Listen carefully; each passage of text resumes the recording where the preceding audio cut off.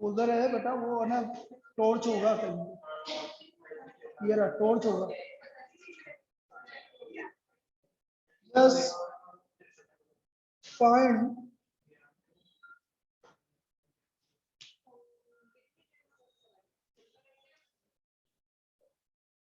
limit x tends to 0 fx where fx equal to, okay बेटा, modulus x minus 5। Sir x tends to 5 पे। अच्छा 5 पे है क्या? ठीक है, कोई बात। x tends to 5। अब इधर देखो, इधर बता, लेफ्ट लिमिट सारा ऑनलाइन है। लेफ्ट लिमिट इधर देख लो बेटा, limit x tends to 5 minus modulus x minus 5, put x equal to 5 minus h, then h tends to 0। तो limit h tends to 0 modulus 5 minus h minus 5। अब h को 0 रख दो, 5 का मॉडुलस 5, तो इसका लेफ्ट लिमिट कितना आ गया? 0।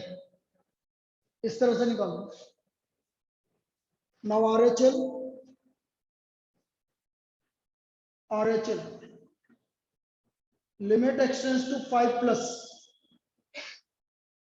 Modulus x minus 5, put x equal to 5 plus h, then h tends to 0। तो limit h tends to 0 modulus 5 plus h minus 5, h 0 रख दो, तो 5 minus 5 equal to 0। Now because limit x tends to 5 minus fx equal to limit x tends to 5 plus fx, so therefore fx is limit x tends to 5 fx exists equal to 0। आप direct लिख दो, तो exist करेगा, उसकी value किसकी equal होगी? 0 की equal. ये था भाई हमारा क्वेश्चन नंबर 27। इस तरह से होगा। क्लियर है सभी को?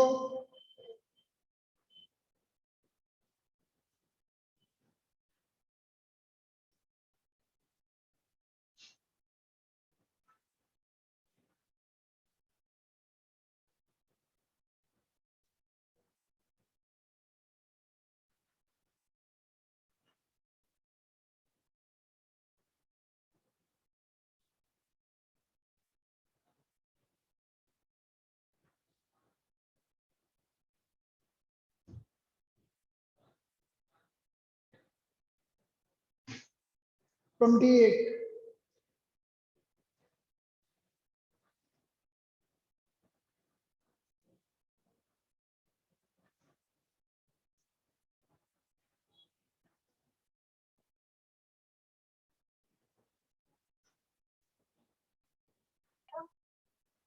हाँ बोलो, किसी को डाउट है इसमें? बेटा जल्दी आओ, जल्दी आओ, जल्दी आओ।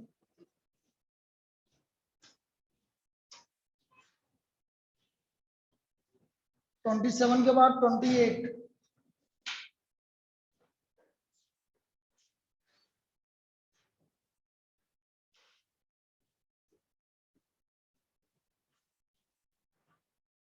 Suppose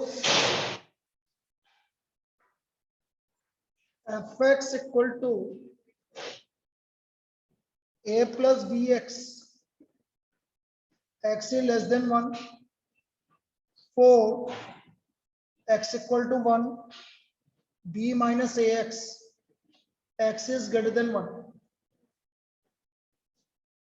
and if limit x tends to 1 fx equal to f1,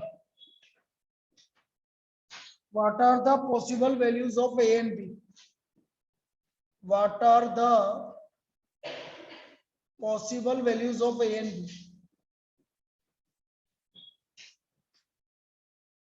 A and B.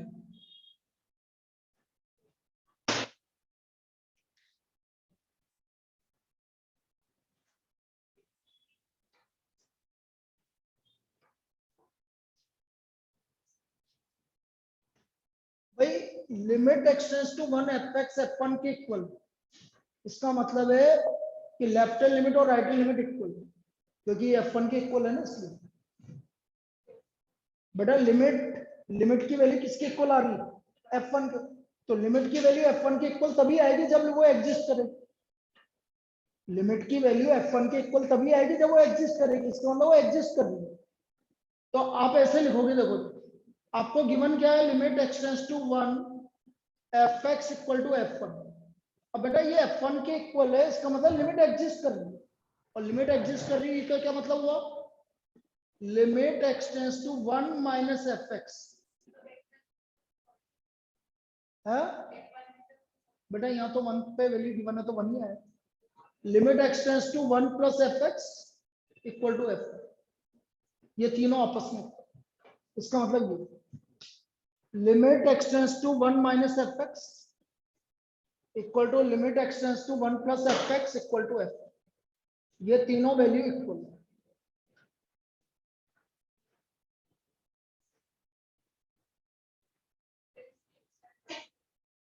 इसकी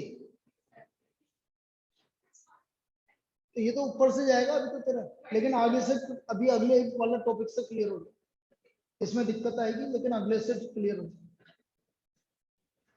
यस, अब देखो इसका लिमिट एक्सटेंड्स टू 1 माइनस, बेटा 1 माइनस के लिए कौन सा फंक्शन आएगा तीनों में से? फर्स्ट वाला a प्लस बी।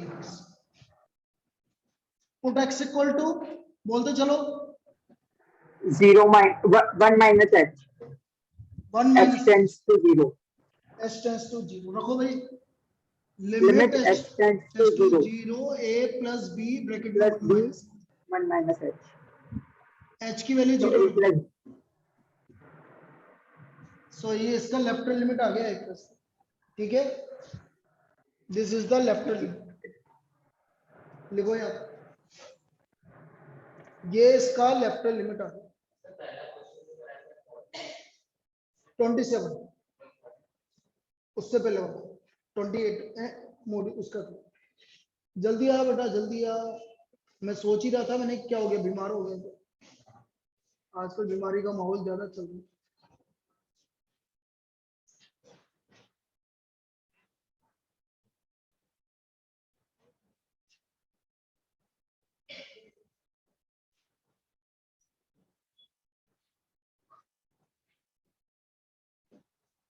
मैंने पहली क्लास अटेंड की थी,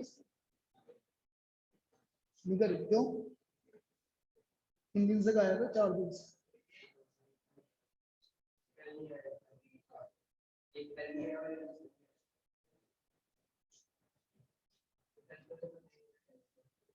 देखो टेस्ट का तो कभी पता ही नहीं रहता, अब ये तो मैंने कम मना किया, तेने दे रखा वही डाल रखा है हमने। Limit x tends to 1 plus, 1 plus के लिए कौन सा फंक्शन आएगा? b माइनस ए, last वाला b, put x equal to h plus 1 plus h, then h tends to 0, ये आ गया limit h tends to 0 b minus A bracket में 1 प्लस h की जगह 0, h की जगह 0, तो b right minus limit h, कितना आ गया भाई? b माइनस, इसका राइट लिमिट b माइनस से आ गया। नाउ वैल्यू ऑफ फंक्शन मतलब f1, बेटा 4, f1 देखो f1 किसके इक्वल है? 4 के इक्वल, f1 4 के इक्वल, ये लिख बेटा पहले ही बैठा हूं, ये पूरा लिखना है। ये क्वेश्चन है 28, उसका सॉल्यूशन। अब ये तीनों वैल्यू इक्वल है भाई, लेफ्ट हैंड लिमिट आ रहा है आपका, so therefore a plus B equal to b minus A equal to 4। देखना जरा, a प्लस बी 4 के इक्वल है, और ये हो गया माइनस ए प्लस बी भी 4 के इक्वल, दोनों को ऐड करो 2b इक्वल टू 8, तो हमारा b का वैल्यू 4 आ गया। a प्लस बी 4 है, b का वैल्यू 4 equals है, to 0. तो a इक्वल टू 0 आ गया। तो a का वैल्यू 0 आ गया। So the value of a and b is a is equal to 0 and b equal to, solution वहां से ही है बेटा, ये पूरा यहाँ पे क्वेश्चन। तो अरे तू सॉल्यूशन लिख मेरे भैया, मैं बोल रहा हूँ लिख, क्वेश्चन के लिए जगह छोड़ दे, और क्वेश्चन भी लिखना है तो ये क्वेश्चन नंबर 28 जल्दी लिख। अब इसके बाद भैया जो एब्सेंट थे 2 जने, वो अगले वाले में आप समझने की ट्राई करना। उसके बाद ये ऐसा कंसेप्ट नहीं लगेगा, उसमें डायरेक्ट कंसेप्ट लगेगा, ठीक है ना। ये कंसेप्ट आपको फिर दोबारा बताया जाए।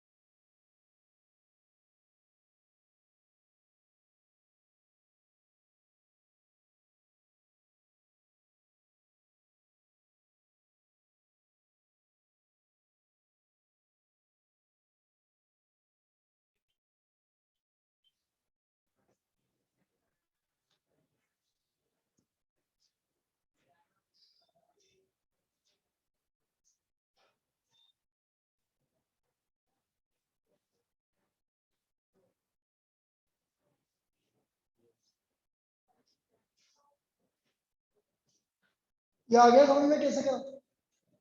चलिए, ये तो हुआ भाई लिमिट, लेफ्ट लिमिट। अब इसकी बाकी जो आपकी 3-4 क्वेश्चन है वो सबसे लास्ट में करवाऊंगा, क्योंकि वो जरूरत वहां की पड़ेगी। अब स्टार्टिंग की क्वेश्चंस कर दूं, ये लिख लिया,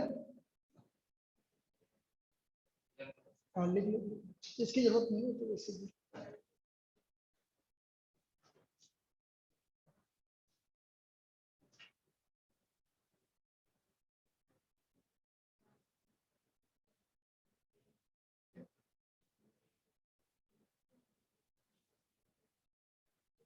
देखो एनसीईआरटी में ज्यादा कुछ नहीं दे रखा, एनसीईआरटी में तो मैं अभी कल कल में आपका कंप्लीट हो गया, ठीक है।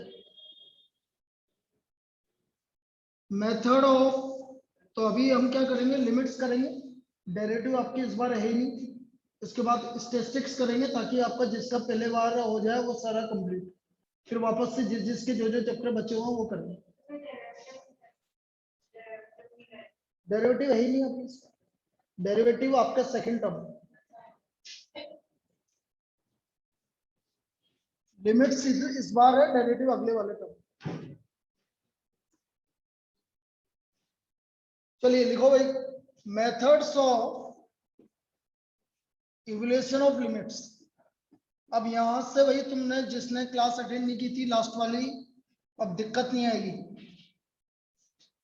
Method of evaluation of limits, पहला मेथड है डायरेक्ट सब्स्टिट्यूशन। डायरेक्ट सब्स्टिट्यूशन लिखो भाई, फर्स्ट डायरेक्ट सब्स्टिट्यूशन।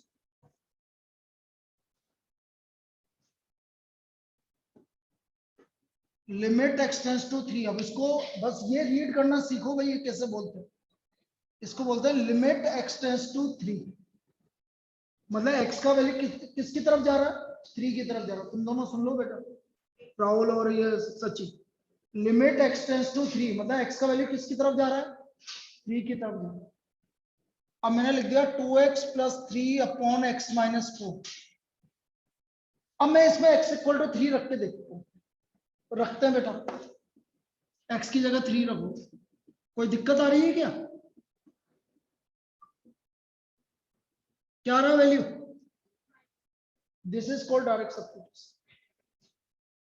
फिर आप बोलोगे कि कहां पर दिक्कत आएगी वो मैं बता दूंगा, अभी दिक्कत नहीं आ रही है ना, इसको बोलेंगे हम डायरेक्ट सब्स्टिट्यूशन। आप डायरेक्ट वैल्यू सब्स्टिट्यूट कर दो भाई, limit x tends to 3 2x + 3 upon x - 4, x की वैल्यू 3 रखो, 3 रखने पर मुझे कोई भी प्रॉब्लम नहीं आ रही, इसका मतलब इसका वैल्यू क्या है, इसकी लिमिट की वैल्यू कितनी है -1। क्लियर? लिखो, जैसे आप वैल्यू सब्स्टिट्यूट करोगे तो लिमिट नहीं लिखना, वैल्यू सब्स्टिट्यूट करने के बाद लिमिट नहीं लिखना, बस ये लिमिट यहां तक लिखना है, इसके बाद वैल्यू सब्स्टिट्यूट होते हैं लिमिट आ जाएगा, इसे बोलते हैं डायरेक्ट सब्स्टिट्यूशन।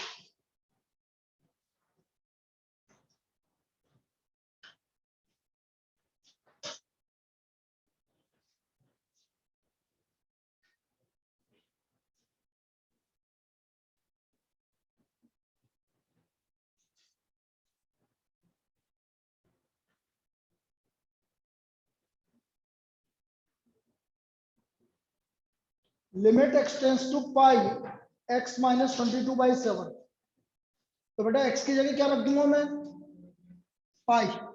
कोई दिक्कत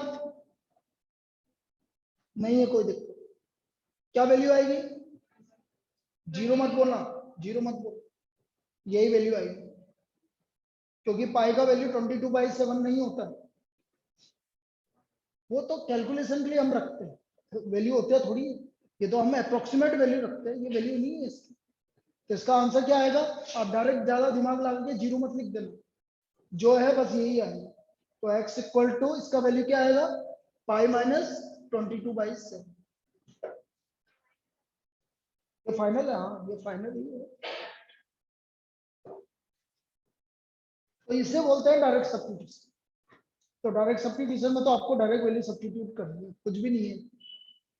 एक और ले लेते हैं, चलो आपकी इसकी ले लेते हैं,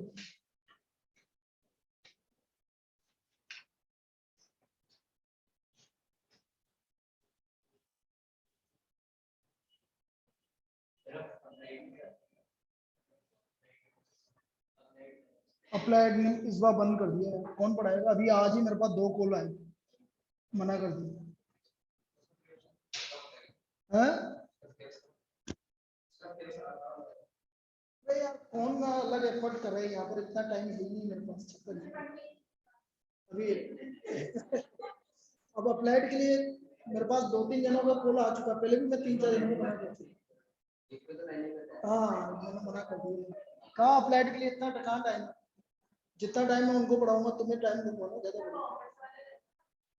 इस बार से ज्यादा वो कर दिया स्कूल वालों, इस वालों इस बार से तो डायरेक्ट बोल ही दिया कि आपको कॉमर्स लेनी है तो मैथमेटिक्स लो, वो अप्लाइड, जबकि ऐसा कोई रूल नहीं है, आप स्टैंडर्ड भी दे सकते, ऐसा बोल दिया स्कूल वालों ने। अरे यार स्टैंडर्ड से हार्ड है, ये लोग बाग है ना गलत उसमें जा रहे, 11th तो इजी है, 12th हार्ड, 12th में बहुत लफड़ा है, अभी 12th में है ना, मैं अब वो क्या शुरू में मैंने बोला कि चलो ले लेते हैं, मेरे को जान पहचान वाले थे तो उनको ले लिया मैंने कि भाई चल आ जा तू पढ़ ले अप्लाइड, तो अप्लाइड पढ़ा तो थी अभी फर्स्ट टर्म तक, लेकिन अब मतलब वाली बात नहीं है, नंबर ऑफ स्टूडेंट ज्यादा होता तो पढ़ाया भी सही, क्या मतलब बन तो जाता बेच, लेकिन इस बात तो टाइम ही नहीं है, आइए इसको पढ़ा। Yes, limit x tends to -1, x की पावर 10 + x की पावर 5 + 1 अपॉन x - 1। अब इसका वैल्यू निकालना है, तो एक बार x की वैल्यू -1 रख के देखते हैं, -1 की पावर 10 -1 -1 की पावर 10 की वैल्यू क्या हो गई, +1, -1 की पावर 5 -1 +1 अपॉन -2, कोई दिक्कत आई, तो ये भी आपका क्या हुआ है, direct substitution.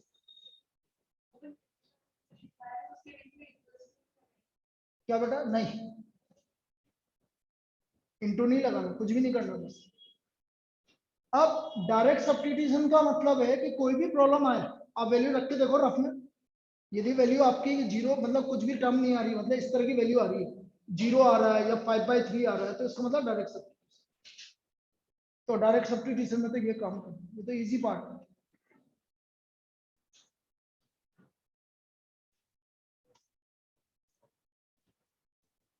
Limit x tends to 0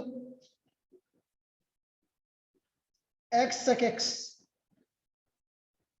चलो 0 रख के देखते हैं। 0 sec 0, sec 0 की वैल्यू, sec 0 की वैल्यू, अच्छा sec किसका उल्टा होता है? उससे cos का, cos 0 की वैल्यू, cos 0 की वैल्यू 1, cos 0 की वैल्यू, तो sec 0 की वैल्यू भी क्या होगी? 1। कोई दिक्कत? ये भी डायरेक्ट सब्स्टिट्यूशन, 0 आ गया। 0 इंटू एनीथिंग इज 0, क्या दिक्कत है? इनफाइनाइट नहीं होना चाहिए था बस sec 0 की वैल्यू, sec 0 इज 1 इसलिए 0, तो ये भी डायरेक्ट सब्स्टिट्यूशन। तो ये था भाई हमारा पहला मेथड, इसमें आपको डायरेक्ट सब्स्टिट्यूशन करना है।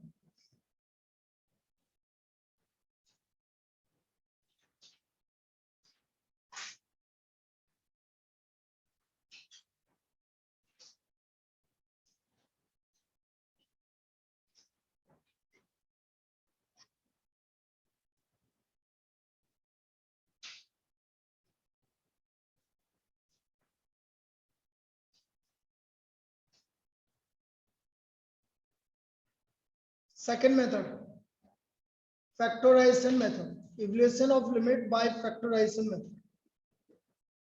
Evaluation of limit by factorization method.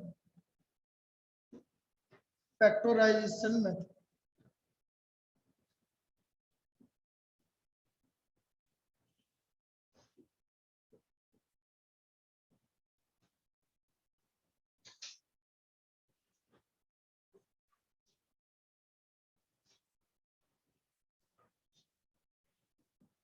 Limit x tends to 3, x square minus 5x plus 6 upon x square minus 9. अब मुझे इसकी लिमिट निकालनी। अब इसमें x की वैल्यू 3 रख के देखो बेटा, ऊपर रख के देखो, रफ में रख के देखो। 9 प्लस 16 15 माइनस 15 क्या आ रहा है? 0/0। 0/0 फॉर्म कौन सा फॉर्म होता है? क्या बताया था उस दिन? इनडिटरमिनेट फॉर्म, मतलब जिसको आप फाइंड आउट नहीं कर सकते। इनडिटरमिनेट फॉर्म कौन कौन से होते हैं? एक तो 0/0 होता है, एक इनफाइनाइट अपॉन इनफाइनाइट होता है, एक 0 इंटू इनफाइनाइट होता है, इनफाइनाइट इंटू इनफाइनाइट होता है। ये सब इनडिटरमिनेट फॉर्म है जिनको हम फाइंड आउट नहीं कर सकते। 0/0, फिर है आपका infinite upon infinite, 0 into infinite, infinite into infinite, infinite minus infinite. These all are indeterminate form, इनको हम फाइंड आउट नहीं कर सकते। तो अभी क्या आ रहा है? 0/0 फॉर्म। अब डायरेक्ट सब्स्टिट्यूशन नहीं लगेगा इसके, ठीक है? तो हम क्या करेंगे? फैक्टर करने की ट्राई करेंगे। पर अगर फैक्टर आपको दिख रहे होंगे, 6 के ऐसे फैक्टर करो कि 5 आ जाए, बोलो भाई ऑनलाइन। 2 और 3, और बीच में माइनस आ रहा है तो -2 एंड -2, तो ऊपर के फैक्टर आ गए बेटा -2 और x -3। इसमें कोई दिक्कत किसी को? ऊपर के फैक्टर आ गए x -2 और x -3। बेटा नीचे के फैक्टर x स्क्वायर -9 के, x + 3 और मीट x + 3 and a square b square, तो x + 3 और x -3। अब हम क्या देख रहे हैं? x -3 से x -3 क्या हो गया? कैंसिल। तो हमारा आ गया लिमिट x टेंड्स टू 3। अब रख के देखो बेटा 3, कोई दिक्कत है क्या? बस इसका वैल्यू ये आ गया 3 - 2 upon 3 + 3। So what is the answer? 1/6। ये लिमिट की वैल्यू। ये मेथड कहलाता है आपका फैक्टराइजेशन मेथड, इसको बोलते हैं फैक्टराइजेशन।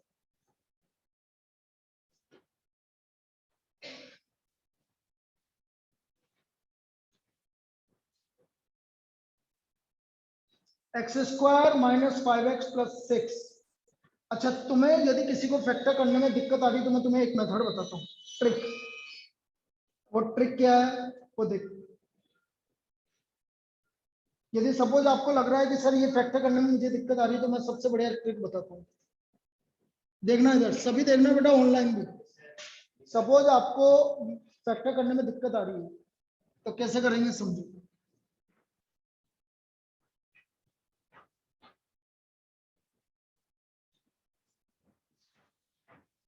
क्या रखने पे जीरो आया था? बोलो सभी, क्या रखने पे जीरो आया था? 3। तो इसका मतलब इसका एक फैक्टर क्या हो गया? x minus 3। ये लिख दिया भाई हमने x इक्वल टू 3 रखने पे जीरो आया था, इसलिए हमारा एक फैक्टर क्या हो गया बेटा? x minus 3। ये सबको समझ में आ गया? इसमें किसी को डाउट? ऑनलाइन क्या रखने पे जीरो आया था? 3 रखने पे जीरो आया था, इसलिए एक फैक्टर x माइनस 3 हो गया। अब देखना, मैं बहुत इजी कंसेप्ट बता रहा हूं तुम्हें। बोलो एक्स स्क्वायर को x से डिवाइड करो। x लिख दिया x। कांस्टेंट, कांस्टेंट क्या है? 6। यहाँ क्या है कांस्टेंट? -3। 6 को -3 से डिवाइड करो। ये इसके फैक्टर आ रहे थे कि नहीं आ रहे थे? बोलिए ऑनलाइन, बोलो आ रहे थे कि नहीं आ रहे थे ये फैक्टर? आ रहे थे। तो ये ट्रिक है। अब ये ट्रिक मैंने बना रखी है, ये बहुत अच्छी ट्रिक है। इसको कोई भी कहीं पे भी आपको फैक्टर करने की जरूरत नहीं पड़ेगी। यहाँ रुको ना, अभी ये तो ऊपर का तरह। एक्स स्क्वायर को x से डिवाइड किया, कितना आ रहा है? x। प्लस 6 को -3 से डिवाइड किया, माइनस। अब नीचे वाले को देखते हैं। एक्स स्क्वायर को x से डिवाइड करो, -9 को -3 से डिवाइड करो, प्लस। ये दोनों आपस में क्या होगा? कैंसिल। लिमिट लगा दो भाई।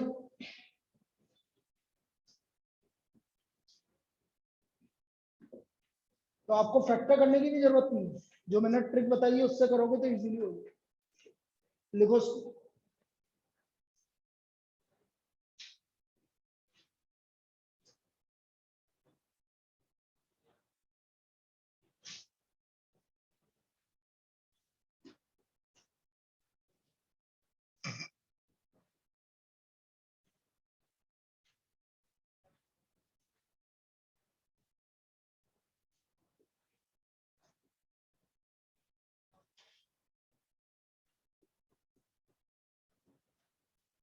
अब देखो इसको,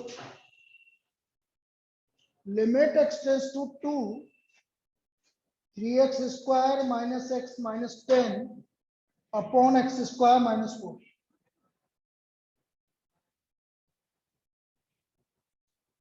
upon x square -4। x equal to 2 रखने पर नीचे तो जीरो आ रहा है भाई। 4 12 2 0। क्या रखने पे जीरो आ रहा है? अरे बेटा क्या रखने पर जीरो आ रहा है? 2 रखने पे जीरो आ रहा है, तो इसका मतलब इसका एक फैक्टर क्या हो गया? x -2 हो गया। और नीचे वाले का भी फैक्टर क्या हो गया? x -2। बाकी मैंने जो ट्रिक बताई है उससे करो। मीत बताना बेटा, 3x स्क्वायर को x से डिवाइड कर, कितना बचा? 3x बचा। -10 को -2 से डिवाइड करो, प्लस का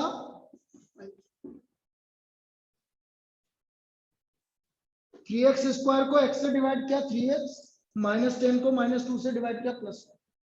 नीचे वाले को देखो, x स्क्वायर को x से डिवाइड करो, -4 को -2 से डिवाइड करो, दोनों आपस में क्या हो गए? कैंसिल। वैल्यू रख दो भाई।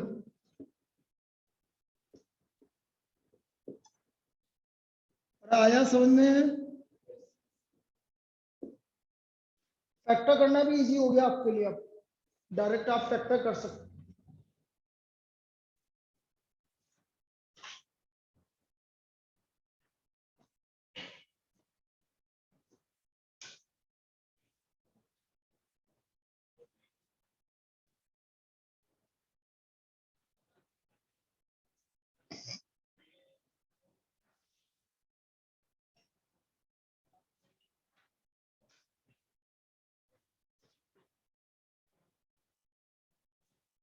कितनी भी बड़ी प्रॉब्लम हो, यदि आपने इस तरह से फैक्टर किए हैं तो आपका इजीली सोल्व हो जाएगा। अब बड़ी प्रॉब्लम जैसे एक्स क्यूब आ गया तो तब फैक्टर कैसे करते हैं वो भी बता, ठीक है। पहली वाली बुक दे दो मैथमेटिक्स, तुम्हारी 11th तो ये ऊपर ही ऊपर ये पास हो गया। देखो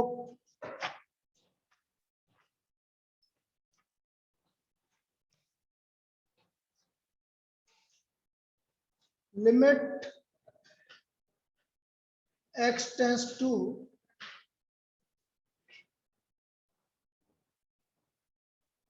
five x cube minus 125 upon x square minus 7x plus 10, इसका लिमिट हमें फाइंड आउट करना है। यदि मैंने x की जगह 5 रखा, 0/0, लिमिट x टेंस टू 5, ऊपर का फैक्टर x माइनस 5 तो आएगा इसी, नीचे भी x माइनस 5 आएगा, ये तो फिक्स।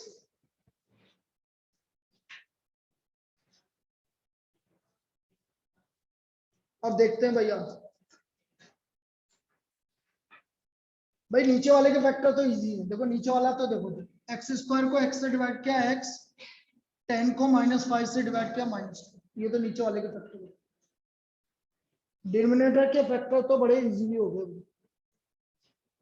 एक्स स्क्वायर को x से डिवाइड किया, 10 को -5 से डिवाइड। अब ऊपर वाले के फैक्टर ध्यान से देखो, बोलो एक्स क्यूब को x से डिवाइड करो, एक्स स्क्वायर।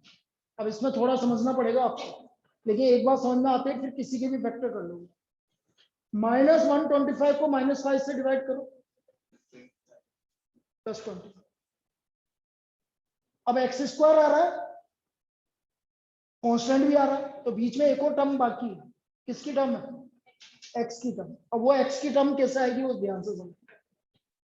वापस से रिपीट कर रहा हूं, ध्यान से, बिल्कुल आराम से।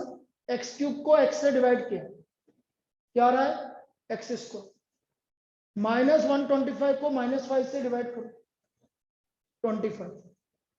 अब बीच में किसकी टर्म बाकी? एक्स की टर्म।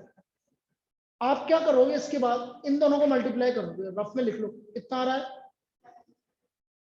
क्या एक्स स्क्वायर की टर्म चाहिए क्या आपको? अरे बीच में एक्स स्क्वायर आ रहा है कि इसके अंदर नहीं आ रहा? अभी हमारे पास कितना आ रहा है? तो -5x स्क्वायर में क्या करूं कि ये न्यूट्रलाइज हो जाए, प्लस का कितना आना चाहिए? प्लस का 5x स्क्वायर आना चाहिए, ठीक है। ये एडिशनल हमने किया है हमारी तरफ से, +5x स्क्वायर। अब ये +5x स्क्वायर को इस x से डिवाइड कर दो, कितना बचा? तो यहाँ पर +5x आएगा। आप चाहे फैक्टर करके देख लेना, यही आएंगे। दोबारा रिपीट कर रहा हूं क्योंकि ये चीज इंपॉर्टेंट है, इसको हटा दो। यहां तक कोई दिक्कत है किसी को? ऑनलाइन बिल्कुल सब आने जरूरी है। एक्स स्क्वायर के बाद एक्स भी आएगा, कांस्टेंट भी आएगा, सब आएंगे। या तो आपका ऐसा कुछ बन ही नहीं रहा अंदर तो दिक्कत ही नहीं है। अब देखो एक्स स्क्वायर आ गया, 25 आ गया, अब बीच में एक्स बाकी है। इस -5 को एक्स स्क्वायर से मल्टीप्लाई किया, कितना आ गया भाई? -5x square. लेकिन मैं देख रहा हूं कि एक्स स्क्वायर आ ही नहीं रहा हमारे पास, तो इसका मतलब इसको हटाने के लिए मुझे क्या करना पड़ेगा बेटा? +5x square. +5x स्क्वायर को इस x से डिवाइड कर दूंगा, कितना आया? और आप चाहे डिवाइड करके देख लो, यही आएंगे इसके। अब मैं डिवाइड है लॉन्ग डिवीजन मेथड से डिवाइड करूंगा तो यही आएंगे। ये दोनों आपस में क्या हो गया? कैंसिल। अभी और प्रैक्टिस करेंगे, लेकिन पहले ये मेथड देख लो। अब x की जगह 5 रख दो, 5 का स्क्वायर, 5 × 5